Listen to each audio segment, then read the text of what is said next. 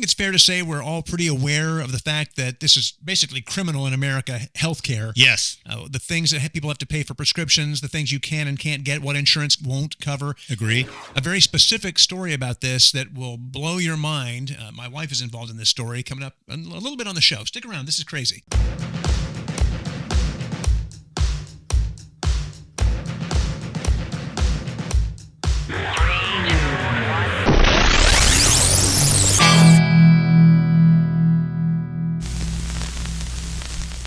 Welcome back. Glad to have you back for another episode. Please like and subscribe, and then share with your friends. I'm going to get that out of the way in case you don't make it past the 3-minute mark. We're thrilled to have you. Let's dive into just a bunch of entertainment stuff. We always like to catch up on what we're consuming because you share that with us in the description as well, and then we can look for new things to watch. And Ted Lasso is back. Come on. Come on. Did you watch the first episode? Yes. What'd you think? I loved it. Nate, I'm so mad at Nate. Katie the whole time was just like, oh, I just hate him so much. I can't believe surely they're not going to let him stay like this, right? He's going to come back.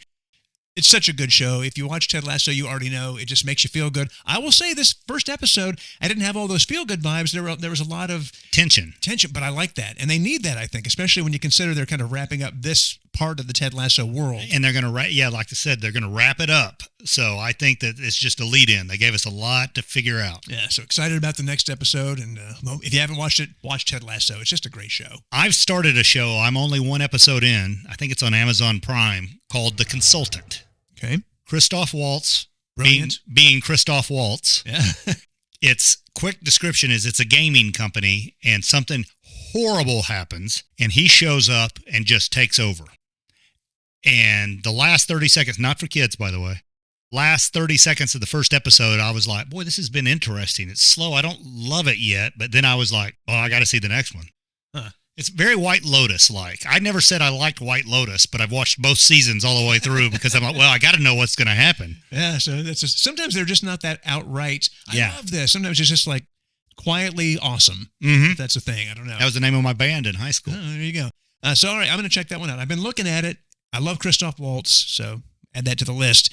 We're still on Shrinking, as I know you are too. We're caught up. I think there's one episode left that comes out tomorrow night for this season, and oh man, we're going to try to get through it by this weekend because it's so good. It's the same people that made Ted Lasso make this, and it's just basically everybody's got problems in their world, and working through them, and it's what this show's about, and it just gives you a good feeling. So good. So it reminds me of a show I tried to get you to watch, and you guys Dear like John. No, Afterlife with Ricky Gervais. Because there's a real underlying score of some bummer stuff that's going on, but they find a way to still make you laugh. I'm going to go back and check that one out. I really think you should. So good. We finally watched The Whale, all the hubbub about Brendan Fraser, and I have to say, I think as an actor, he deserved every award he won. Well, and doing his own stunt, like when he comes out and jumps over that boy. That's Free Willy you're thinking of. Different whale. Sorry. Different movie. It is so much more than, like, when you see the title and you see that he's playing such a large guy, that's what you think. No. The movie is worth a watch. I will say that I tend to agree with some of the reviews I read, which were that Brendan Fraser is better than the material he was given. I think it's a little sloppy in some places. There's some things and I'll tell you this. If you love the little red-haired girl from Stranger Things, you're going to hate her in this. Okay. That's all I'm going to say. That's a great tease. Yeah. You watched Jerry Maguire again? Yes, I love that movie. Rach and I went back and watched it, and it holds up. I mean, it's funny to see him have to get to phones and... Jerry, you better yell! Show me the money! And all that stuff. But it's just... And it's so accurate about life. I mean, there's so many little points where the old... Was it Dickie Fox or whatever, the old guy, the agent, would pop up and say stuff because it's true about relationships and taking care of priorities in life, of what's important. But it's such a good movie. That's one of those that if you missed it the first go around, go check it out. Yeah, it's good. Tom Cruise did some great work in that. Renee Zellweger was great in that too. And if you're a Kenny Chesney fan, it did spark the line that sparked the song. Yes. You Had Me at Hello. That's true. I started, and I usually try to watch it all in one night, but it's like 4 hours long. So over the past few nights, I've been rewatching the history of the Eagles. Oh, and so good. I know some people don't like the Eagles. I think you're crazy because I think they're one of the best country rock bands ever. But this may be one of the best music documentaries I've ever seen. It just dives in so deep, the good, the bad, the ugly, and it's a long look. And it's interesting. Fascinating. That's the thing with me on some of these documentaries. It goes into a section where I'm like, okay, this is boring me. I'm just like, how long is this going to last before it gets to something else? Every second of the Eagles was not wasted. Yeah, it's brilliant. I highly recommend it if you can check it out. It's out there to rent or buy. So I think that's all the stuff we're watching right now. Okay. But I just wanted to mention real quick, buying concert tickets is not something I do that often. But for your favorite band of all time. Yeah. Well, Chris and I are spoiled because we've worked in this industry for a very long time. So we've seen, if it's country, we've seen them, and we can see them anytime we want, pretty much. Some rock and pop, too, we were able to call in a few favors. Yes. So for me to actually spend my money, especially when I'm not making any real money, I told Katie, I said, hey, I'm going to spend some money on something I don't need, and I know it's money I don't have, but I'm going to do it anyway. So The Cure is my favorite band, and they're coming around to a North American tour again. I don't know if it'll be the last time they tour or not, but this will be the fourth time I've seen them, and I paid for my tickets every time. Mm-hmm. I saw them for the first time in 1989 in Atlanta, and I'm going to see them now, however many years later it is, in Atlanta again. Different venue, but I just want to say a quick kudos to Robert Smith, who is the lead singer for that band. As usual, Ticketmaster does what they do, and all the fees that get added on him. And my son wanted to go see him in Minneapolis, and he's bought cheap tickets, but it was basically like buying 2 tickets for the price of one. Yeah. By the time they tacked the fees on. Well, Robert Smith wasn't having it, and he's been battling with Ticketmaster for the last 2 weeks to get fans some of those fees refunded, and he succeeded. Well, good. And it's not a ton of money back, but it's a start. It's a start, and they did a verified fan sale where they're trying to keep the tickets out of scalpers' hands if they can. And I've not seen ticket prices this low for a show this big in 20 years. That's good. They really, kudos to this band for knowing we've made enough money and we don't have to rape our fans. And not just concerts. I'm over fees. Yeah. And what I mean, whether it's the bank, airline tickets, where it's a convenience fee. That's $10. Oh, online fee, $5. I'm like, well, you don't give us a choice to get it any other way but online. Yeah. Oh, well, this is a fee for $10. And then all of a sudden, this flight's going to be $69. And then by the time you get all the fees. Oh, you want to bring luggage? It's $250. Yeah, it's crazy. So kudos to them. And I hope other big acts will follow suit and start standing up to Ticketmaster because fans want to see the bands that they love, but they don't have $500 to spend on a ticket. They do not. Because that's not just the ticket you got to pay for. A lot of people babysitting. Mm-hmm. You got to take a night off work maybe. You got to park. Parking's expensive. Dinner out, that sort of stuff. Souvenirs if you want it. It's not a cheap thing. It can be big. So anyway, I'm excited about that. Going to see him in June in Atlanta. Woo-hoo. I think Katie's going to go. She's never gone to a show like this with me before. So I don't know what she's going to think when I'm wearing the makeup. Yeah, I was going to say, you're going to dress like Robert Smith, I hope. On a sadder note, and we're so surprised and shocked by this. It's one of those, you expect celebrities that we love, when they get older, they're going to pass away. That's just how life works. But when they're so young, Lance Reddick, maybe a name you don't know, but see the picture. If you watch The Wire, if you've watched the John Wick movies, if you watched Bosch, the guy has been in so many, Resident Evil, the series they just did on Netflix. He is a very dynamic was actor. Captivating. Yeah. Fun to watch. Just so good. And he passed away, this last week. 60 years old. And they're saying natural causes. I hate it. But I just hate to see that. I guess he's going to be in the upcoming White Man Can't Jump remake. So that's another place to see him. I think he did some other small roles, too. I know at the John Wick premiere, they all wore blue ribbons in honor of him. And I know that's got to be tough the week the movie comes out. Yeah. Well, it's interesting, too. He skipped the premiere. He chose not to attend. And I'm wondering if he was feeling under the weather then and didn't know that he had something much bigger wrong. I don't know. We just don't know enough about it yet. But our thoughts out to his family for sure. On the subject of entertainment and watching and streaming, are you one of the people who has tried out the lower-tiered Netflix subscription? I think it's like $6.99 a month. But you get ads. So commercials are like cable TV. We're going back to all the things we've been trying to get away from. When we bought cable TV a million years ago, it was like no commercials. That's what's great about cable TV. And then we all bought cable TV, and then they're like, we're adding commercials. So now it's streaming. We're going to get streaming. No, we don't need cable. We're going to add commercials. On the plus side, and I don't know how long it will stay this way, but I think they're only running maybe 4 minutes total ads in any hour. Okay, I could live with that. So that's not too bad for $6.99 a month. I could live with that. I'm not, for as long as I can, I'm going to not live with that. Stay with the no ad thing. But they've got 1 million subscribers already.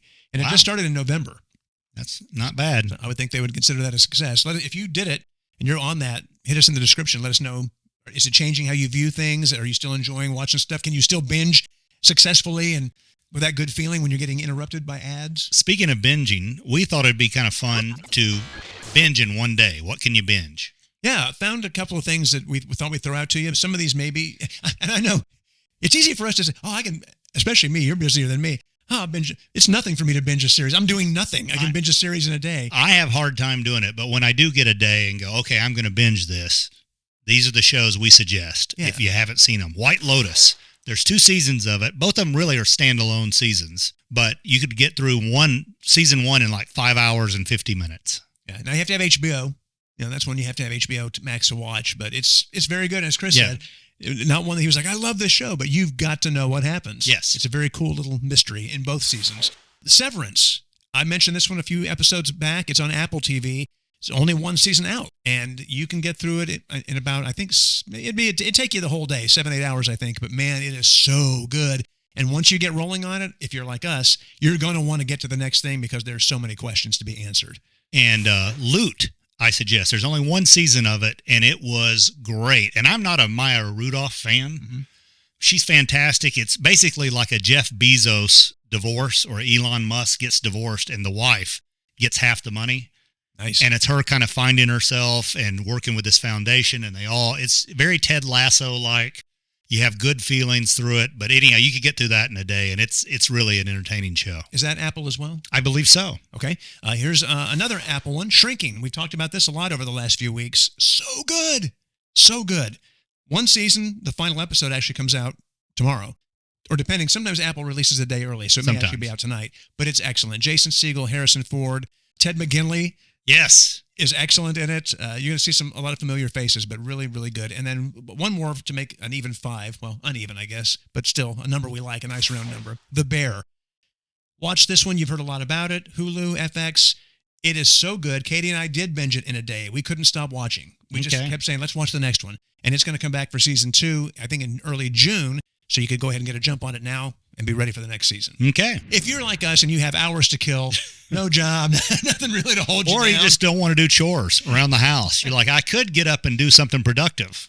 Let me just squeeze in another couple episodes of whatever first. Exactly. Send out a congratulations to Adam Sandler. Just picked up the Mark Twain Prize. That's pretty impressive. It's always, that show impresses me a lot because they only give the comedians a couple of minutes to come out and do their bit to salute the artist. And Letterman's still my favorite. Yeah. Norm Macdonald did a great job, Mulaney. Mm-hmm. But Adam Sandler is so loved by so many people. I'm anxious to see. I heard he got some good roasts. Yeah, there's some good roasts in there, which is what you would expect for him. Here's the thing about Adam Sandler, and I know, me included, I make fun of a lot of his movies because they're just monumentally bad. But he seems like one of the nicest entertainers or people alive. I'll tell you who we can talk about is, this story was several years old, but his old acting teacher told him to get out of the business. He would never make it. He was terrible. Yeah. And years later, Adam Sandler and some of his buddies are walking down the street and they see this teacher and he says, we're going to get a drink. Come on with us. Buys him a beer. Never brings that up at all. Adam Sandler's aware of who he is and how successful he is. And he was aware that teacher told him that. And it would have been so easy to say, hey guys, this guy told me I'd never make it. He told me I was terrible. Yeah. But he was just, I don't need to do that. And he was just kind to him. And I just thought that was cool. I think there are some of his movies that I really enjoy. I liked him. I was still in college when he was on Remote Control. It's just the goofy guy. Yeah. I was like, who's this guy? He's kind of funny. Liked him on SNL. I mean, kind of a one-trick pony with some of the stuff he did, but always entertaining. And then, I love Happy Gilmore. I love The Waterboy. Wedding Singer. Wedding Singer's great. I like Mr. Deeds. It's kind of stupid, but I like it. It starts getting off the rails a little bit for me. But his serious movies that he's done too, he's a good actor. Yeah, he'll get an Oscar at some point when he gets the right role. But I'll tell you what, he's also brilliant. And here's a guy that owns all of his movies, much like Tyler Perry owns everything he does. Mm-hmm. He does movies with all of his friends. They're in all of his movies, so he gets to hang out with people he likes. He picks locations where his family wants to vacation. Like he did that one movie with Drew Barrymore on a safari because his family wanted to do a safari. Right. So he basically gets a free vacation for a month and gets to do it. And then, years ago when his movies would come out, they'd open at 30-something million or whatever, and it'd be a hit. The critics would rip them apart. But then it's like, oh, well, it still made money. Then when his movies stopped making as much money because his fan base basically got older and they don't go to movies. He signs a deal for like $400 million with Netflix. So now his movies are the same movies. They come out, but you don't know if they did well or not over the opening weekend because it's Netflix. It's brilliant. Say what you want, but he definitely had a smart plan or had some smart people around him helping him out. But congratulations to him. I think he definitely deserves it. I mean, you think about him, we wouldn't have a Hanukkah song. We wouldn't have, there's a lot of those little cultural things that Adam Sandler brought to the table. So kudos to him. Big congratulations to Luke Combs and his wife. Luke's got the new album dropping tomorrow, and then they'll have a new baby dropping, not literally, but coming out at some point in the next few months. Okay. Maybe number 2. And then also congratulations to John and Lucy Osborne, the brothers Osborne. Their twins dropped early. Wow. I had them the other night, like 3 pounds and 5 pounds? Something like that. Somewhere in that neck of the woods, but everybody's doing well, and we wish them the very best and know that they're super excited. Let's see. On the subject of music, Taylor Swift. Have you seen any of the clips from her Eras tour? Oh, my goodness. The thing where she dives and swims. Crazy. The tour's doing great, like you would expect it. I saw a thing on Barstool's Instagram the other day. There's a girl, and it's like when you're waiting around for Taylor to come out for another encore, and she's up there, and she's got her makeup's running, and they're like, she might come back out, and they pan around, and the venue is empty, like they've taken the stage down, and she's like, she might come back, but that's the passion of her fans. And it is fascinating if you go on YouTube and see some of the clips that are out there. Like someone sent me one of the clips where she dives, it looks like into a pool and swims. Behind the scenes, a friend of ours sent us, she dives onto a pad, spoiler alert, and just basically immediately like this, and it's like a luge shoots her across the arena that fast. That's crazy. I mean, it's just amazing the detail of what they've went into to design this show, and it is a show. Yeah, well, she puts on a show for the fans, no doubt. But I love this quick fan story. This is why artists like Taylor Swift and Garth Brooks, they're the two that come to mind for us. I know there are others that do great things, but why they are in such a level apart from other people. So this young fan, she was, I believe, 8 years old, and she was in an accident, and she was badly burned. I think like 60% of her body was covered in burns. So and she was supposed to go to whatever tour that was for Taylor that she was supposed to go. Obviously couldn't go. They sent a note, to Taylor, hoping that she would see it. She did. She wrote her back a letter, a very sweet letter about, hey, I hope you get better. Thank you for being a fan. I'll get you to a show. Then showed up at the hospital to visit her in the hospital. I mean, again, that's already above and beyond. So fast forward 5 years later now, and she's in for a checkup or something, and a nurse or doctor came in and read her a note, blah, blah, blah, blah. Oh, and by the way, Taylor wants you to have these tickets for her Eras tour. So 5 years later, her team remembered this little girl, got her the tickets. She's going to go to the show. And those are the things that take artists who are already super successful, but they set them apart into that icon status. And you know what's funny is I've heard artists, songwriters, people in the industry over the years bag on Taylor and bag on Garth for those very things. It's so fake. It's so over the top. Kenny Rogers was very similar to them, just kind and would go above and beyond. And I'm like, you're mad, but you sure don't have the career Taylor's had or Garth has had. Well, and what world are we living in when you're upset that someone goes over the top to be kind? Yes. Why is that a negative? That should be something to be celebrated, whether you believe it's real or not. They're doing good things for people. Let's let that happen. I always tell. In fact, I told a friend of mine who's an artist last week. I said, it might be time for you to reevaluate your friends, because he was talking about the negativity coming around him, and it was all on things he needed to be not doing. And it was like, well, why are they telling you that? He goes, I don't know, just people are negative. Yeah. And I get it. I fall into that trap sometimes, but I certainly would not fault someone for being nice. No. And, Taylor, I mean, we all have our personal, we've been in the business. When she was still doing country, she took my youngest daughter, who was a super fan at that time, on her bus before the show. And we didn't ask for that. That wasn't a setup. I remember when I wasn't around. She just goes, do you want to come? And she went up there and she goes, which boots do you think I should wear tonight? And so Meredith picked out the boots that she wore on stage that night in San Diego. I mean, those are the little things that will stick with a person like that forever. And I'm still here telling that story, 15 years later. Yes. It's pretty impressive. So I don't think I've ever seen her live, because that night we didn't stay. We had to work the next day. So my ex-wife and the kids stayed, and I went home. I don't know if I've ever actually seen her, but I know my oldest now is the super fan in the family instead. So all I know is every time we've ever talked to Taylor, I remember one of the times she was probably 17 or 18, maybe. And it was like talking to a 50-year veteran in the business. Oh. And then it was like, I'm sitting there going, man, I'm just getting schooled on how business works. And then when she turned it off, it was like, she's right back to being a teenager. And it was like, wow. Something else. I just want to send out on the subject of, like child stars and now adults, one who is not having such a good time, Amanda Bynes. I don't know if you saw this story or not. She had the conservatorship that lasted for years, like 9-10 years, maybe more. I can't remember. That got released and everything seemed to be doing well. She was on the mend. She was scheduled to be at a 90s con where she and other members of the All That cast were going to come together and sign autographs and stuff. But a few days ago, 2 or 3 days ago, she was found wandering near downtown Los Angeles nude and having an episode. And she actually flagged down somebody and immediately told them, I need to call 911. I'm in trouble. So she recognized it in herself. That's great. Which I guess is a great positive, a great step in the right direction. But we just wish her well. She was on a 5150 hold, which is a 72-hour mental health hold, and it's just a great reminder, I think, for all of us to keep an eye on the people you love and watch that mental health. Take those breaks that you need and do the best you can, because there are people who are absolutely suffering. I hate to see this for her, and it's so difficult when you're a celebrity, because immediately people want to take shots at you and they want to make fun of you, and it's just not a laughing matter. Yeah. So anyway, we wish her the very best. Now, speaking of not a laughing matter, we know healthcare is criminal. I mean, in this country, it is unbelievable what is allowed to happen, what the pharmaceutical companies are allowed to do, charging people money they can't afford for simple things like insulin. Things that they need to live. That they just have to survive, and they just don't care. And people above them in the government often don't care. And that's obvious because they're not doing anything to change it. They'd rather have that money than change it. Well, this is a story. Today, my wife went in for her mammogram, but she has, not to get all weird and gross, and I don't know how much she wants me to say, but she has a situation with her breast where a regular mammogram doesn't really do the job. Mm-hmm. So she called a different place, not the hospital, because the hospitals won't give you an ultrasound, and you have to jump through all these hoops and all this stuff. I found something out about this. So I have in my hand here the note she got, and this is from the, let me put my glasses on. Knoxville Comprehensive Breast Center. So this is a group that was started by women. It's run by women. Okay. So they really can empathize with what women are going through in the situation. So there's the regular mammogram that they do, and ladies, if you've had one, you know how that goes.